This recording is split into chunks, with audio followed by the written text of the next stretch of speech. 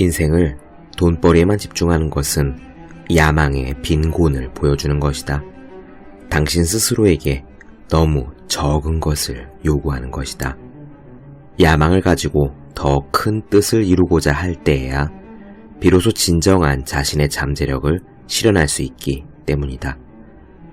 미국 대통령 버락 오바마의 말입니다. 위대한 힘은 위대한 생각에서 나옵니다. 위대한 생각은 위대한 질문에서 나옵니다. 그리고 위대한 질문은 위대한 책임감에서 나오죠. 포기하지 않는 힘은 책임감으로부터 나옵니다.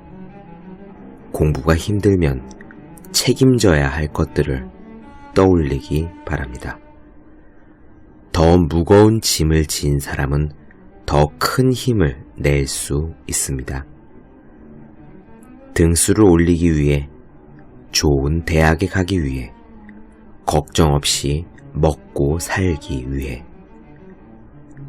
그런 것들이 의미가 없다거나 가볍다는 이야기가 아닙니다. 하지만 여러분이 가진 잠재력을 남김없이 발휘하기에 충분한 목표가 아닐 수도 있다는 말입니다. 여러분은 여러분의 인생을 무엇에 공헌할 것입니까? 여러분은 무엇을 떠안은 채 계속 뚜벅뚜벅 노력할 것입니까? 365 공비타민, 잠재력을 발휘하기에 충분한 목표인가의 한 대목으로 시작합니다. 네, 안녕하세요. 본격 공부자극 팟캐스트 서울대는 어떻게 공부하는가, 한지우입니다. 다시 프로야구 시즌이 돌아왔습니다. 저는 프로야구 팀 중에서 한화 팬이에요. 옛날에 원래 빙그레 이글스 팬이었는데 그 빙그레가 지금은 한화로 바뀌었거든요. 또한 제가 김성근 감독님을 좋아하는데 그분이 작년에 한화 감독으로 부임해 오셨습니다. 그래서 작년부터 다시 프로야구를 좀 챙겨보게 되었죠. 원래는 어렸을 때 이후로 진짜 한 20년 가까이 제대로 찾아보지 않던 그런 프로야구입니다. 그런데 이 야구를 하면은요, 그 시구라는 게 있잖아요. 경기 시작하기 전에 나와서 공을 던지는 거. 보통 시구자로 많이 나서는 거는 당연히 연예인들이죠. 아이돌 그룹이라든가 아니면 한창 인기 있는 배우라든가 그런 분들이 보통 시구로 나섭니다. 언론에 보도되기도 좋고요. 그런데 이 한화 팀에는 좀 다른 게 있습니다. 그 한화 야구단의 직원들 있잖아요. 프런트라고 하나? 그분들이 좀 일을 잘한다는 생각이 가끔씩 들어요. 예전에는 어떤 일이 있었냐면은 몇 년 전 한화가 암흑기일 때, 그러니까 성적이 형편없고 맨 꼴찌 밑바닥을 기어다닐 때, 그때 연패를 끊은 적이 있거든요. 계속 치다가 겨우 한 번 이겼다는 얘기예요. 그 연패를 끊던 날 막 감격에 겨워서 펑펑 울던 이제 한화 팬 여자분이 카메라 잡힌 적이 있었어요. 경기장에 이제 직접 관람을 오셨다가 이긴 걸 보고 감동해서 우신 거죠. 한 번은요, 한화 직원분들이 그 카메라에 찍힌 정말 충성도 높은 팬을 수소문해서 그 여자분이 시구를 한 적도 있습니다. 일반인인데요. 비록 유명한 연예인은 아니지만 하나 팬의 입장으로서는 같이 감동을 공유할 수 있는 그런 의미 있는 시구자였지요. 며칠 전 개막일 때도 그런 일이 있었습니다. 원래 한화의 연고지는 대전이에요. 그래서 대전구장의 개막전 시구자는 지금까지 변함없이 대전시장님이 나셨다고 합니다. 그런데 이번에 시장님이 일이 있어서 외국에 출장을 가야 돼서 한화 구단에서 자유롭게 시구자를 선택할 수 있는 기회가 왔어요. 보통 그러면은 경기 시구자라면은 지금 한창 잘 나가는 연예인이랄까, 뭐 제일 뜨고 있는 다른 스포츠 스타랄까, 그런 분들을 모셔오기 쉽잖아요. 그런데 이번에도 하나는 이 일을 냈습니다. 아주 극비리의 시구자를 모셔왔는데요. 그 시구자가 바로 옛날 빙그렛 이글스 때부터 이 한화팀에서 활약했던 레전드 선수 구대성 선수입니다. 야구를 잘 안 보시는 분은 물론 당연히 모르시겠지만 사실 구대성 선수는 한국 야구사의 한 획을 그은 정말 대단한 투수고요. 93년도에 처음 프로야구에 발을 들여놓고 13년 동안 뛰었는데 통산 569경기에서 67승 71패 그리고 214세이브, 평균 자책점 2.85라는 아주 훌륭한 성적을 거두었죠. 그리고 1999년에는요. 한국 시리즈, 그러니까 제일 프로야구의 마지막 경기 있잖아요. 올해 우승자를 가리는 그 한국 시리즈 5경기에 모두 등판해서 무려 1승 3세이브를 거뒀다고 합니다. 한국 시리즈에서 우승하려면은 7전 4선승제거든요. 4번을 이겨야 되는데 그 이긴 4번의 경기에 구대성이 모두 나와서 승리와 세이브를 거두었다는 이야기입니다. 그래서 옛날에는 구대성 선수의 별명이 대성불패였어요. 나오면은 지지 않는다.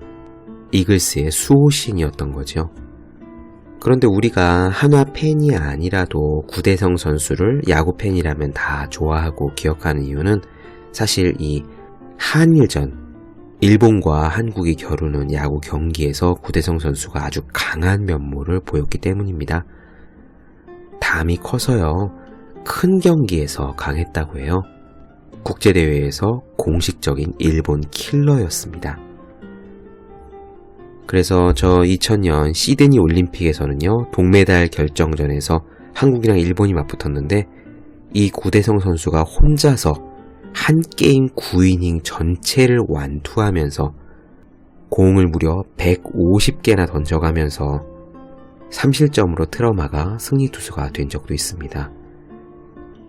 공 159가 얼마나 많은 건지 잘 감이 안 오시는 분도 있을 거예요. 야구 안 보시면은.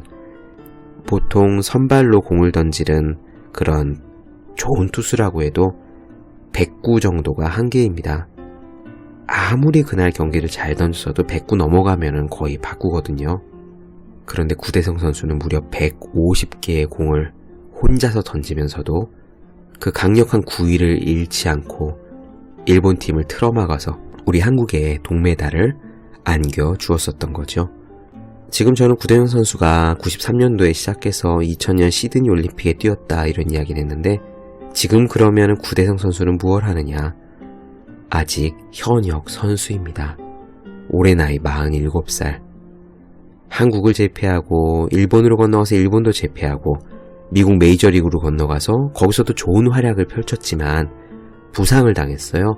그래서 돌아온 뒤에 그 뒤로 호주 리그로 가서 지금도 47살의 나이에 현역 선수로 뛰고 있답니다.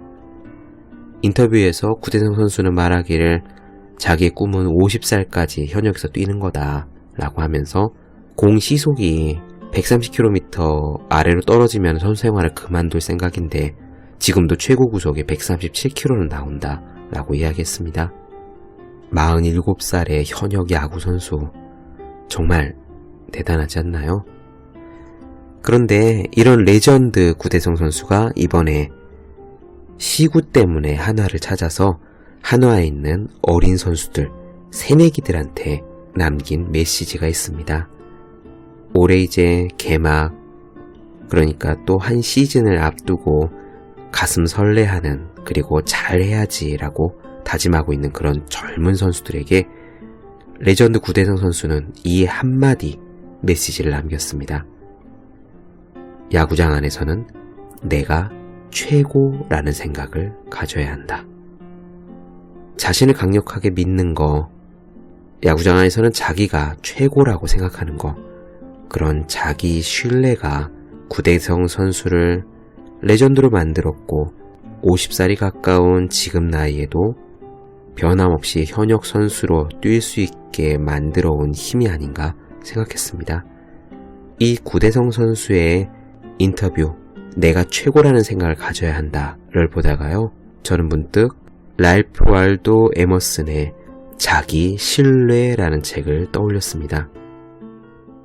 오늘 그리고 다음 시간에는 이 자기 신뢰에 대한 이야기를 나눠드릴까 해요. 랄프 알도 에머슨은요, 1803년에 미국 보스턴에서 태어난 시인이자 사상가입니다. 원래는 목사로 일을 하다가 그 일을 그만두고 자연 속으로 돌아가서 시를 쓰고 글을 쓰고 사상가로서 그렇게 살았죠. 에머슨은요, 19세기 초절주의 운동을 이끈 사람이다라고 평을 받고 있습니다. 초절주의 운동이라는 거는 간략히 설명드리면 이런 거예요. 미국이 영국으로부터 종교의 자유를 얻기 위해 이제 도망쳐 온 사람들, 그런 청교도들로 건립된 국가잖아요. 그래서 처음에 미국 국가가 생겼을 때 이 청교도적인 생활, 근검하고 절약하고 검소하고 엄격한 그런 칼빈주의 생활인데요. 미국의 이주민들이 청교도주의적인 사상의 그 테두리를 벗어나지 않고 살았답니다. 이 켈빈주의는 기본적으로 인간은 타락한 존재다라는 생각을 전제로 해서요. 타락한 인간은 죄를 씻기 위해서 신에게 무조건 복종해야 된다. 그런 사상을 가지고 있다고 해요. 에머슨이 주창한 초절주의는 이런 엄격한 교리와 대치되는 점에 서서요. 인간은 누구에게도 나눠줄 수 없는 가치를 가진 위대한 존재다라고 생각하고, 사람은 누구나 스스로 긍지를 갖고 떳떳하게 자기 자신의 삶을 당당하게 살아가야 된다 라고 주장을 했습니다. 그래서 이 초절주의, 특히 에머슨이 미국에 뿌리내린 사상 덕분에 미국이 정신적으로 영국으로부터 독립했다라는 평을 받고 있다고 해요. 그러니까 역사적으로는요, 미국이 독립전쟁을 통해서 독립을 거두었다고 그렇게 평을 받고 있지만, 정신사적으로는 이 에머슨이 주창한 초절주의로 인해서 독립을 할 수 있었다. 미국만의 정신, 사상을 개척해 나갈 수 있었다. 그런 평을 받는 거죠. 이 에머슨은 정말 문학을 비롯한 사상의 많은 부분에 영향을 미쳤다고 합니다. 그가 지은 대표적인 책이 바로 이 자기 신뢰라는 얇은 책인데요. 아주 훌륭한 많은 분들이 이 얇은 책 자기 신뢰를 곁에 두고 탐독했다고 알려져 있습니다. 누가 그랬는지 들으시면 아마 흥미가 좀 생기실 거예요. 버락 오바마 미국 대통령. 어마어마한 독서광이자 하버드 로스쿨에서 편집장 역할까지 했던 아주 스마트한 분이라고 우리가 알고 있죠. 그 버락 오바마 대통령이 꼽아놓은 애독서 목록에 바로 이 자기 신뢰가 들어있습니다. 오바마 대통령은 셰익스피어 희곡, 그리고 소설 모비딕, 이것과 함께 가장 즐겨 읽는 책으로 바로 이 에머슨의 자기 신뢰를 꼽은 적이 있다고 해요. 또한 저 유명한 팝 가수 마이클 잭슨도요, 에머슨의 책을 평상시에 무척 좋아한 것으로 알려졌습니다. 사실 많이 아는 이야기는 아니지만 마이클 잭슨도 책을 많이 가지고 있었다고 해요. 집에 소장한 도서가 1만 권이 넘었다고 하는데, 이 에머슨의 사상에서 영향을 받아 노래 가사에도 그 내용을 많이 담고 또 탁월한 무대 연출을 할 수 있었다고도 합니다.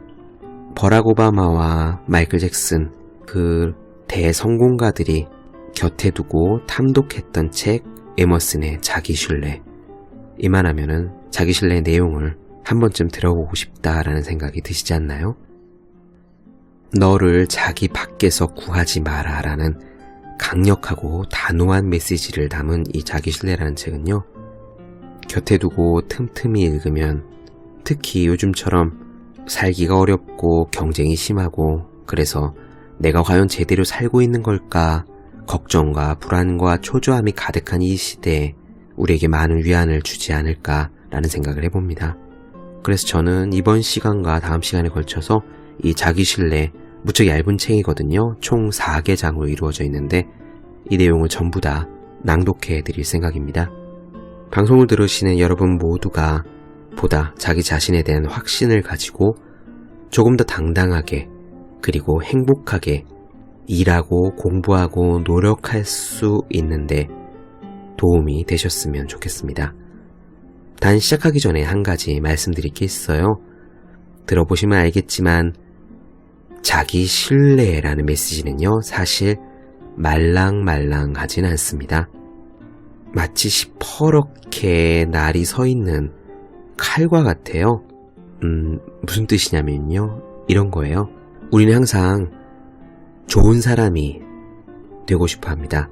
좀 더 정확히 얘기하면은 좋은 사람처럼 보이고 싶은 욕심이 누구에게나 있는 거죠.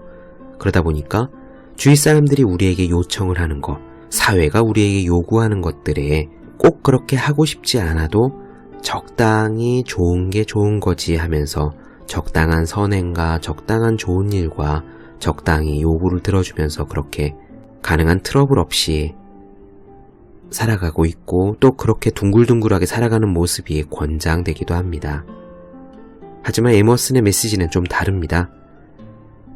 자기신뢰 내용을 들어보시면은 우리가 일반적으로 생각하는 좋은 사람, 선한 사람과는 조금 다른 모습이라는 거를 느끼실 수 있을 거예요. 그러다 보니 문구의 내용이 자칫 조금 과격하다고 할까요? 조금 거북하게 통념과는 다른 내용, 그런 내용들이 귀에 들리실 수도 있습니다. 하지만 제가 당부드리고 싶은 거는 비록 그런 내용이 있더라도 이 사람 못됐다, 이 사람 이상하다 라고 생각하고 넘어갈 것이 아니라, 그럼에도 불구하고 어떤 메시지 때문에 오바마 대통령이나 마이클 잭슨이나 그 밖에 수많은 명망가들이 이 에머슨의 글에서 영감을 받고 영향을 받아 자기 자신으로 우뚝 설 수 있었는지, 그 점을 열린 마음, 긍정적인 눈, 날카로운 시선으로 들어주시기를 부탁드리겠습니다. 오늘은 전체 4개장 중에서 제 1장을 읽고요. 다음 시간에 나머지 3개의 장을 나눠드리도록 하겠습니다. 그럼 바로 시작할게요. 당신 자신을 믿어라. 얼마 전에 나는 저명한 화가가 쓴 몇 편의 시를 읽었다. 인습에서 벗어난 독창적인 시였다. 주제가 무엇이든 그런 시는 인간의 영혼에 반드시 어떤 가르침을 준다. 시를 읽을 때 마음에 스며드는 감정은 그 시에 담긴 어떤 사상보다 더 많은 가치가 있다. 자기 자신의 생각을 믿는 것, 자기 마음속에서 진실인 것은 다른 모든 사람에게도 진실이라고 믿는 것, 그것이 천재다. 마음속에 숨어있는 확신을 소리내어 말하라. 그러면 그것이 보편적인 의미를 갖게 될 것이다. 때가 되면 마음속 가장 깊숙한 곳에 있던 것이 겉으로 드러나기에 최후의 심판을 알리는 나팔 소리가 울리면 우리가 처음에 가졌던 생각이 우리에게 되돌아온다. 마음속 목소리를 듣는 것이 드문 일은 아니다. 모세, 플라톤, 밀턴에 대해서 가장 높이 평가해야 할 점은 그들이 책과 전통을 무시하고 남들이 생각하는 것이 아니라 자신이 생각하는 것에 대해 이야기했다는 점이다. 시인이나 현자가 보여주는 천상의 광휘가 아니라 내부에서부터 우리 마음을 가로질러 번뜩이는 빗줄기를 찾아내고 관찰하는 법을 배워야 한다. 하지만 우리는 대부분 자기 생각에 주목하지 않고 오히려 그 생각이 자기 것이라는 이유로 밀쳐버리고 만다. 우리는 흔히 천재들의 작품을 통해 우리가 내던진 생각들을 만나게 된다. 한때 우리가 품었던 그 생각들이 이제 가까이 다가가기 어려운 위험을 띠고 우리에게 되돌아온다. 위대한 예술작품들에서 얻을 수 있는 가장 큰 교훈이 이것이다. 모두들 반대편에 서서 떠들고 있을 때야말로 부드럽게, 하지만 단호하게 자기 자신의 느낌에 귀를 기울여야 한다. 그렇게 하지 않으면 내일 어떤 사람이 우리 앞에 불쑥 나타나 우리가 늘 생각하고 느꼈던 것들을 그럴싸하게 이야기할지도 모른다. 다른 사람의 입을 통해 자기 생각을 들어야 하는 부끄러운 처지에 놓이게 되는 것이다. 공부를 해나가다 보면 이런 확신에 도달하게 되는 시점이 있다. 질투란 무지에서 나오는 것이고 모방은 자살이라는 것. 좋든 나쁘든 자기의 몫을 받아들여야 한다는 확신이다. 드넓은 우주가 선의로 가득 차 있다고 해도 자신에게 주어진 땅을 애써 일구지 않는다면 내 몸을 살찌울 옥수수 한 알갱이 얻을 수 없다는 그런 확신이다. 우리에게 깃들어 있는 힘은 완전히 새로운 것이다. 내가 무엇을 할 수 있을지는 나 자신밖에 모르고 그것도 해보지 않고는 알 수 없다. 우리는 자신을 절반밖에 표현하지 못하며 하늘로부터 받은 신성한 관념을 부끄럽게 여긴다. 우리가 그런 관념을 조화롭고 선한 것으로 여기고 신뢰했더라면 그것은 우리 한 사람 한 사람에게 온전하게 주어졌을 것이다. 하지만 신은 비겁한 자를 통해 자신의 과업이 드러나는 것을 용납하지 않는다. 사람은 온 마음으로 일에 몰두하고 최선을 다할 때 활기를 얻고 즐거워진다. 하지만 말과 행동이 그렇지 못할 때는 마음의 평안을 누리지 못한다. 마음에 없는 일을 하게 되면 재능이 그 사람을 버리고 뮤즈도 그를 떠나버린다. 창조도 희망도 사라진다. 자기 자신을 믿어야 한다. 자기를 신뢰하는 강한 현을 갖게 되면 모든 사람의 마음이 거기에 맞춰 울릴 것이다. 신성한 섭리가 우리를 위해 마련해둔 장소를, 우리와 동시대 사람들로 이루어진 사회를, 사건들의 연계를 받아들여야 한다. 위대한 사람들은 언제나 그래왔다. 어린아이처럼 순순히 시대 정신에 자기를 맡기고 절대적으로 신뢰할 수 있는 것이 그의 마음에 자리 잡고 있으며 그의 손을 통해 행하고 자기의 존재 전체를 지배하고 있다는 것을 보여주었다. 우리도 고결한 마음으로 그 초월적인 운명을 받아들여야 한다. 미성년자나 환자처럼 누군가에게 보호받거나 혁명 앞에서 도망치는 비겁한 사람이 되어서는 안 된다. 우리는 길잡이로서, 구원자로서, 은혜를 베푸는 자로서 전능한 힘에 복종하며 혼돈과 어둠을 뚫고 앞으로 나아가야 한다. 자기 신뢰라는 이 주제에 관해 자연은 어린아이와 아기, 심지어 동물의 얼굴과 행동을 통해 우리에게 얼마나 훌륭한 계시를 주고 있는가? 어린아이와 아기, 동물들에게는 반발하는 마음, 불신의 감정이 없다. 그런 감정들은 손익을 따지고 목적에 어긋나는 힘과 수단을 선택하는 데서 나오기 때문이다. 그들의 마음은 온전하며 그들의 눈은 아직 누구에게도 정복당하지 않았다. 그렇기 때문에 그들의 얼굴을 들여다볼 때면 오히려 우리가 당황하게 된다. 아기는 아무에게도 맞추지 않는다. 오히려 세계가 아기에게 맞출 뿐이다.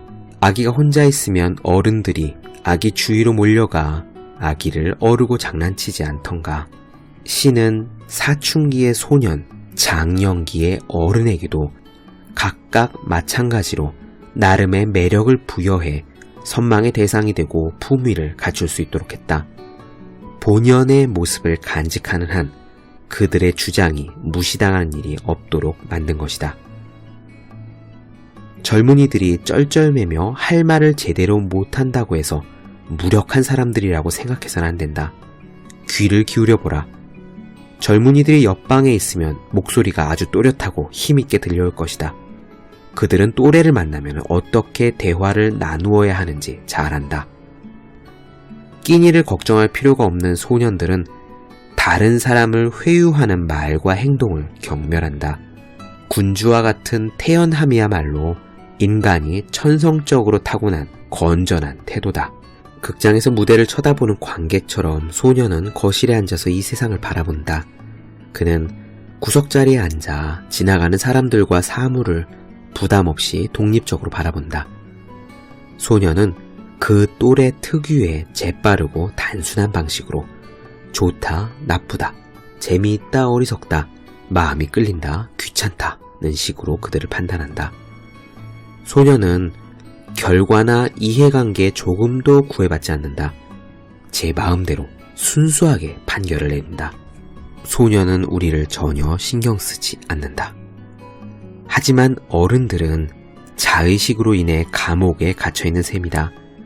튀는 언행은 곧바로 꼼짝없이 수많은 사람들의 동정이나 미움을 사게 된다.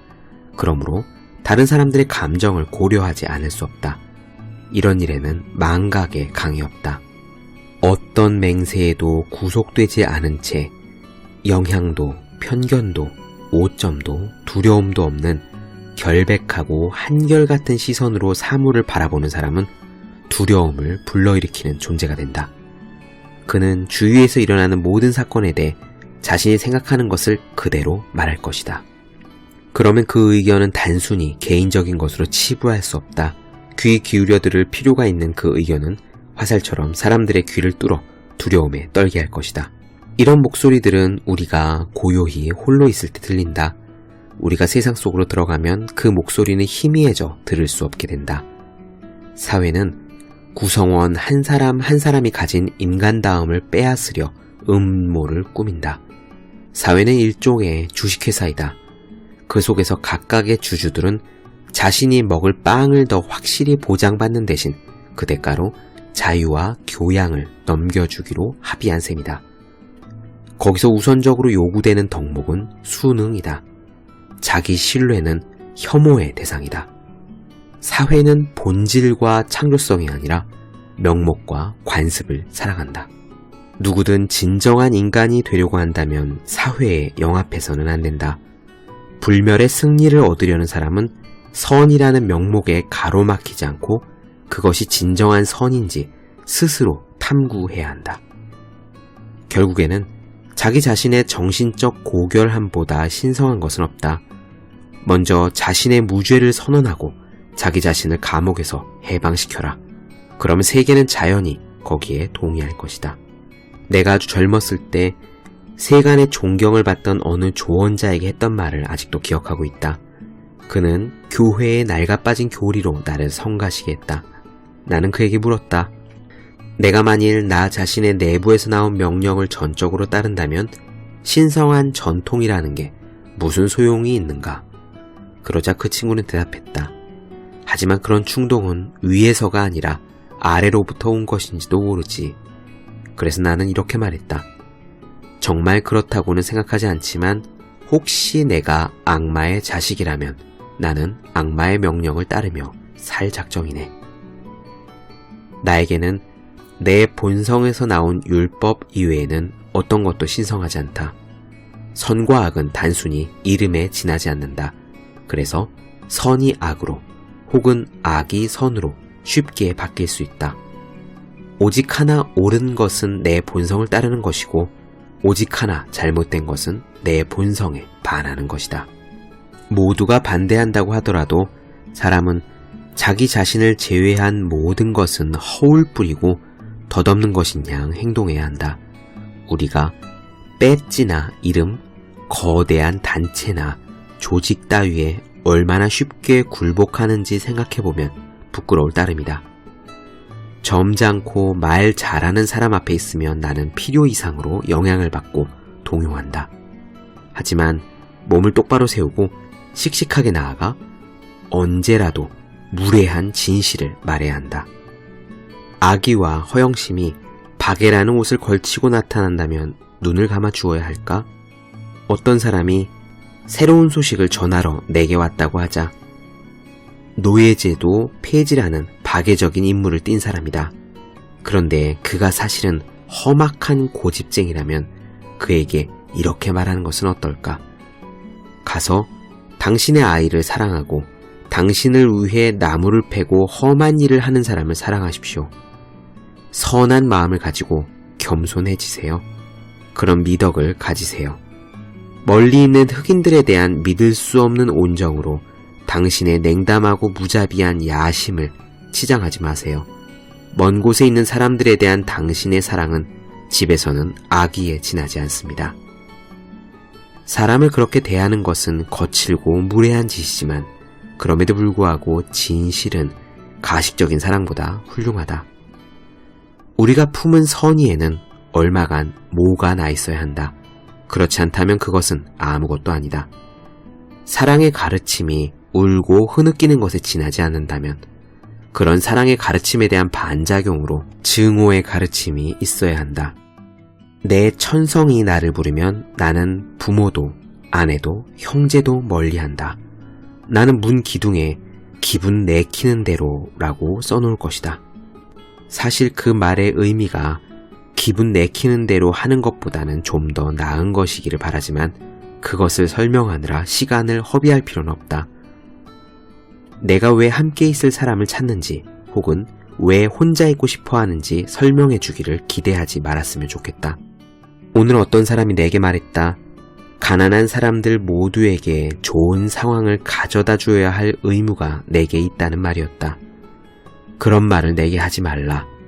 어째서 내가 그들을 떠맡아야 하는가? 나는 당신들, 어리석은 박애주의자들에게 말한다. 내가 속하지 않은 사람들에게 주는 돈은 단돈 1달러라도 나는 아깝다.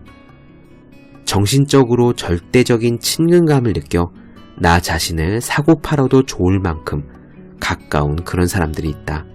그들을 위해서 필요하다면 나는 감옥이라도 갈 것이다. 하지만 당신들의 그 잡다하고 흔해 빠진 자선사업, 바보들의 대학에서 이루어지는 교육, 요즘 많은 사람들이 후원하는 그런 헛된 목적을 위한 공회당 건물, 주정뱅이를 위한 후원금, 수많은 구호단체들에 대해서는 다르다. 부끄러움을 무릅쓰고 고백하자면 나도 때때로 설득에 넘어가 그런 곳에 돈을 기부하곤 한다. 하지만 그것은 어리석은 돈이다. 앞으로는 용기를 내어 그런 요구를 거절하려고 생각한다. 내가 해야 할 일은 모두 내게 관계된 것이지 다른 사람들이 내가 해야 한다고 생각하는 일이 아니다.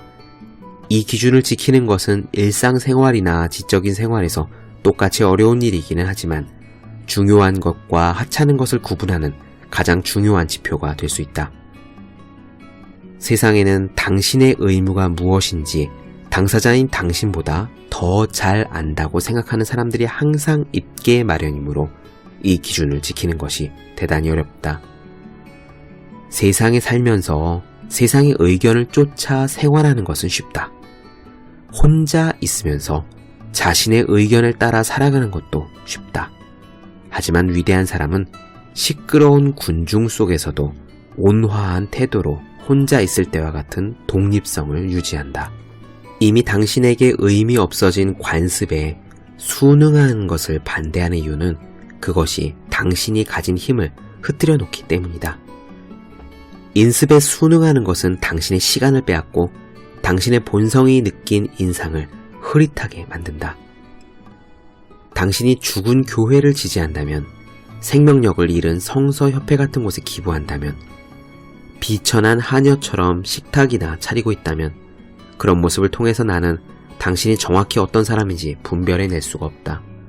또 그런 일을 하는 동안 당신은 인생에서 많은 힘을 빼앗기고 만다. 당신 자신의 일을 하라. 그러면 나는 당신이 누구인지 알 수 있다. 당신 자신의 일을 하라.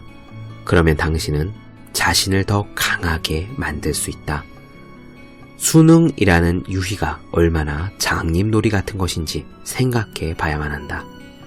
수능하지 않는 사람에게 세상은 불쾌감을 드러내며 회초리를 휘두른다.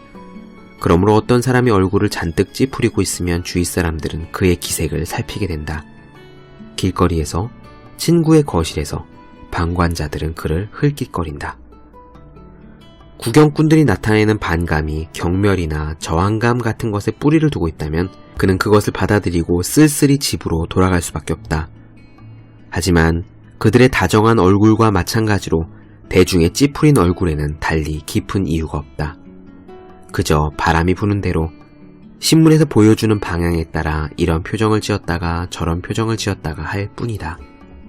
인간을 자기 신뢰에서 멀어지게끔 위협하는 또 다른 요인은 우리가 가진 일관성이다. 우리는 과거에 했던 말과 행동을 지나치게 중시한다. 다른 사람들이 우리가 걸어온 길을 평가할 수 있는 자료는 과거에 우리가 했던 행동밖에 없으므로, 또 그런 주위 사람들을 실망시키고 싶지 않으므로 우리는 일관성에 집착한다. 그러나 왜 항상 분별력을 가져야 하는가? 예전에 여기저기서 했던 말들과 모순이 생기지 않도록 하기 위해 왜 기억이라는 시체를 질질 끌고 다녀야 하는가? 언행에 모순이 있었다고 치자. 그래서 어쨌다는 말인가? 기억에만 의지하지 말라. 기억이 확실하다고 해도 거기에만 의지하지 말라. 과거를 수천 개의 눈이 지켜보는 현재로 끌어내어 언제나 새로운 날을 살아가는 것, 이것이 현명한 태도라고 나는 생각한다. 어리석은 일관성은 좁은 마음에서 나온 도깨비와 같은 것으로 그릇이 작은 정치가와 철학자, 신학자들이 숭배하는 대상이다. 일관성과 위대한 영혼은 서로 아무 관계도 없다. 일관성을 걱정하는 것은 벽에 비친 자신의 그림자를 걱정하는 것과 같다. 오늘 당신이 생각하는 것을 단호하게 말하라. 그리고 내일은 또 내일 생각하는 것을 단호하게 말하라. 오늘 말하는 것이 어제 말한 것과 모든 면에서 모순된다 해도 괜찮다. 다른 사람들은 이런 걱정을 하리라. 그러면 틀림없이 오해받게 될 텐데. 오해받는 게 그렇게 나쁜 것인가? 피타고라스는 사람들로부터 오해를 받았다. 소크라테스도, 예수도, 루터도, 코페르니쿠스도, 갈릴레오도, 뉴턴도 마찬가지다. 인간의 육신에 깃들었던 순수하고 현명한 정신은 모두 세상으로부터 오해를 받았다. 위대한 인물이 된다는 것은 오해를 받는다는 것이다.